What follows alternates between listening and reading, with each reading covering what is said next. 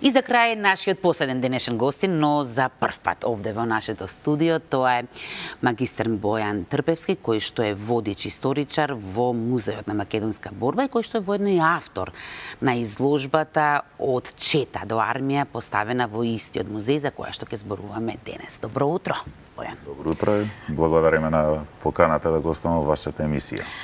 Ние ви благодариме што се озвавте на нашата покана, затоа што на ваква тема до сега немаме искрено зборувано. Ќе зборуваме се за ова изложба, но би сакала прво малку и вас да ве запознаеме, односно вашата дејност, да речеме, водич историчар. Како изгледа еден ваш ден во Музеот на македонска борба?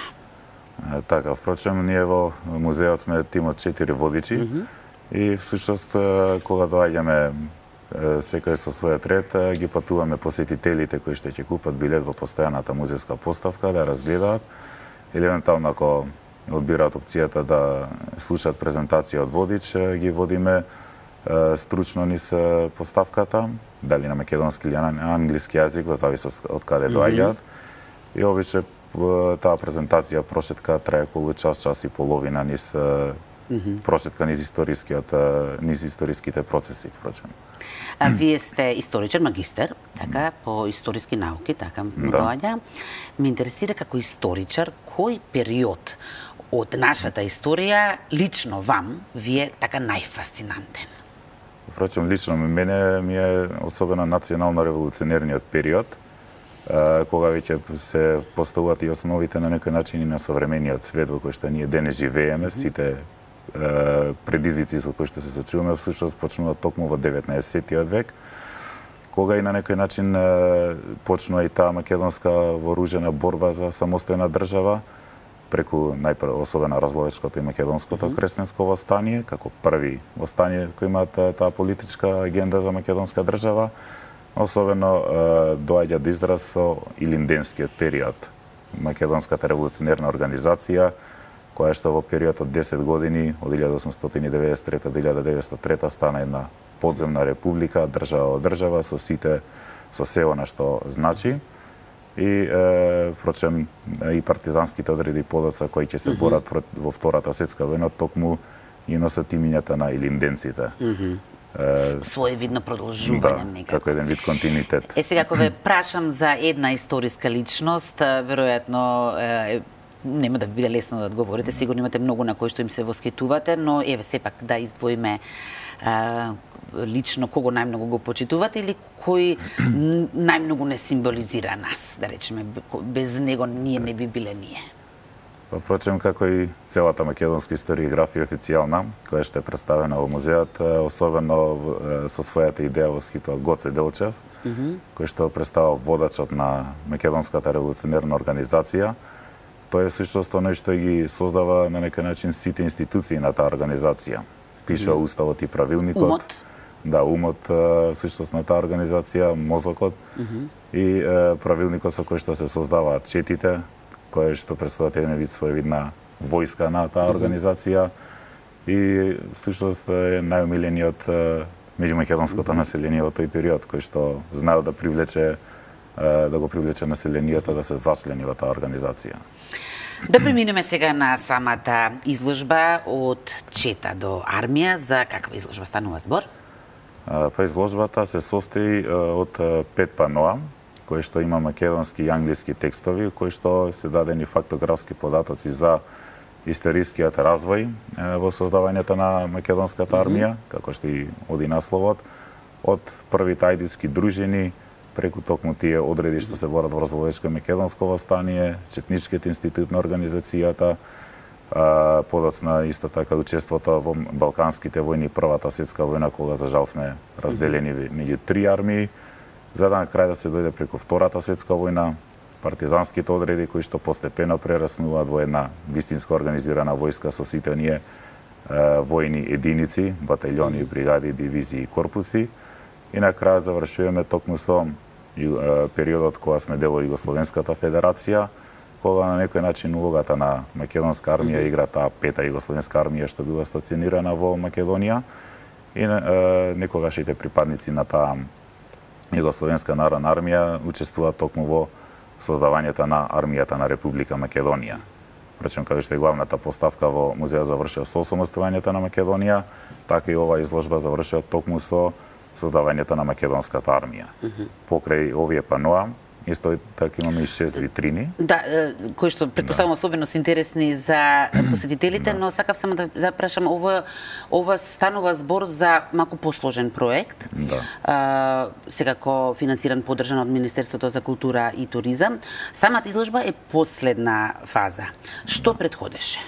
Така, таа всушност преку што се одвиваше во неколку фази, кои што се започна најпрво со кабинетски истражувања во рамките на самата институција, да видиме со што располагаме во своја собственост, па потоа продолживме преку исто работа со сродни институции од оваа дејност. Своевидни теренски истражувања, теренски истражувања, особено се стави акцент истражувањата во Државниот архив во Скопје и подрачните единици во Прилеп, Битола, Велес и Штип, кај што исто така дојдовме до некои фотографии, кои што дел се изложени како скенирани фотографии заедно со текстот.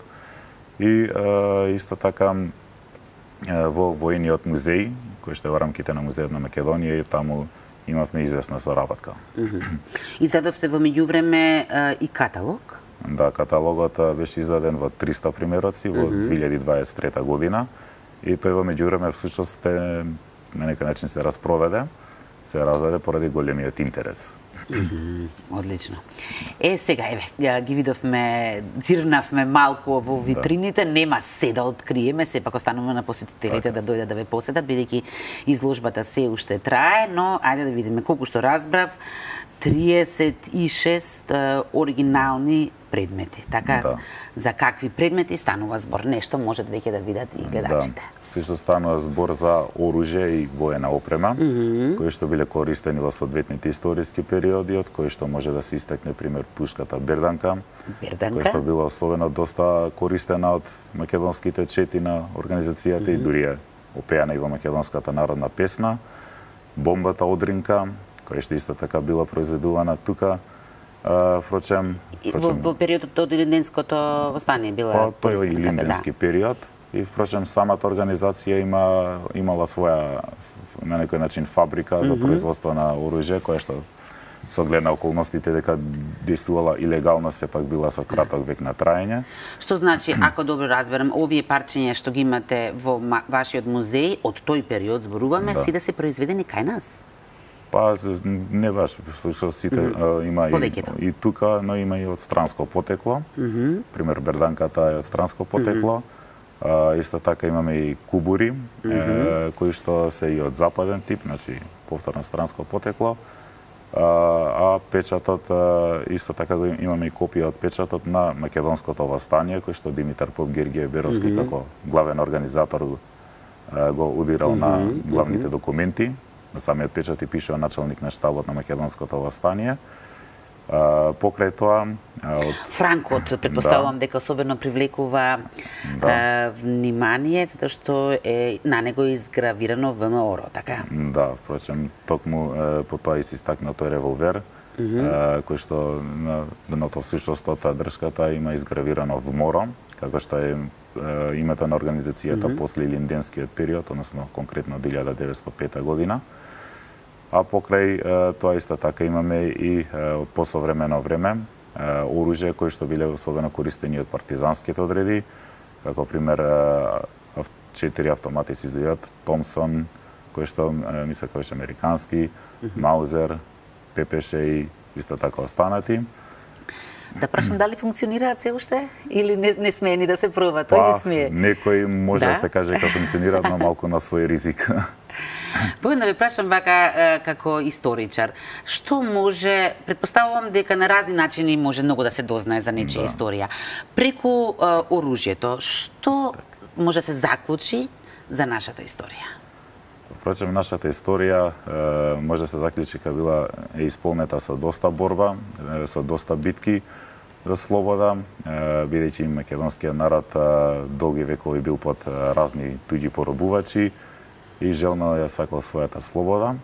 И впрочем не чекал да му падне од небо, туку сакал самиот да се избори за нејзе, за таа слобода и исто така оружјето на некој начин самите си го покривале од свој джеб или евентуално го запленувале во битките од загинатите непријатели, припадници на непријателските единици. За борбеноста на нашите предци колку говори?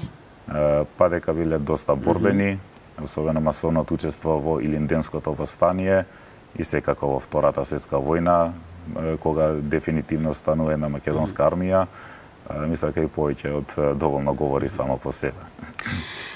Дел од ова оружје веќе вие го поседувавте, вашиот музеј. Некој од нив за прв пат се пред очите на јавноста, а дел ги имате и добиено како подарок, така? Да.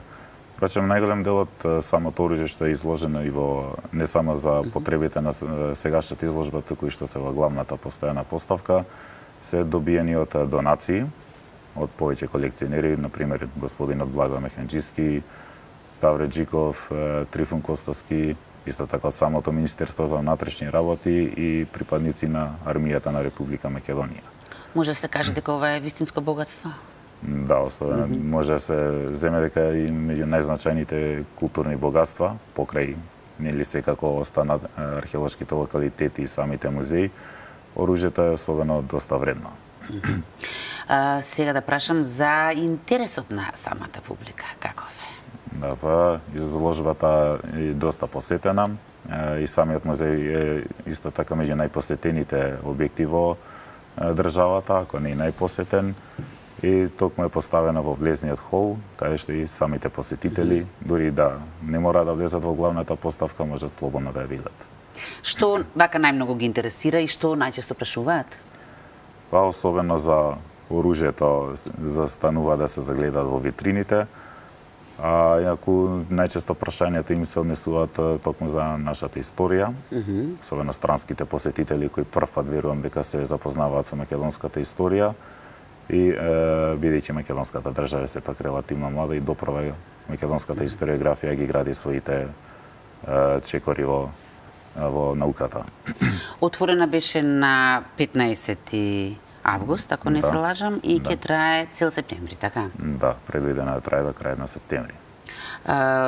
Секако дека значи поканата е отворена, она што уште би го споменала е само дека на самото отварање вие на некој начин ја посветивте целата ова изложба на македонската армија, така? Да, и се надевам дека и така ќе биде сватена како давање на некој начин благодарност од наша страна кон сето тоа што го прават припадниците на армијата со сите своји предизвици да ја бранат Македонија од сите внатрешни и особено надворешни закани. И како што би рекле американците, на некој начин им благодариме на нивната служба за македонската држава. Што значи, предпоставам дека тоа е и главната цел на самата изложба. Да. И да се прикаже исто така развојниот пат, дека армијата, како и нашата држава, иако е млада, сепак има долга борбена традиција и борбено искуство кое што било калено токму во тие вековни борби за македонска држава и слободата која што ние денес уживаме. Многу ви благодарам на ова ваше гостување. Ви посакувам уште многу бројни посетители. Дали има уште случајно нешто што пропуштивме во однос на изложбата што сакате да го споменете? Па, само уште дека на крајот всушност целата изложба на некој начин се завршува токму со клучниот документ, односно закон за одбрана, указот за прогласување на законот за одбраната, кој е објавен во службен весник во февруари 1992 година, со кој што се започнува целиот тој процес на создавање на современата македонска војска, која што веќе до крај, отприлика до крај на годината и ќе има преземено контролата врз целата територија на македонската независна држава. И исто така, сакам да ги поканам вашите гледачи, слободно да дојдат да посетат изложбата, и не само изложбата, туку и кои се веќе во музејот и да посетат и постојаната поставка и да се запознаат со македонската историја. Ви благодарам многу. Секако нашите врати се отворени за вас и за следни изложби и проекти кои што ќе ги имате. Така, и следете ни на нас и во музејот исто така се подготвуваат нови проекти, нови настани и нови изложби. Одлично.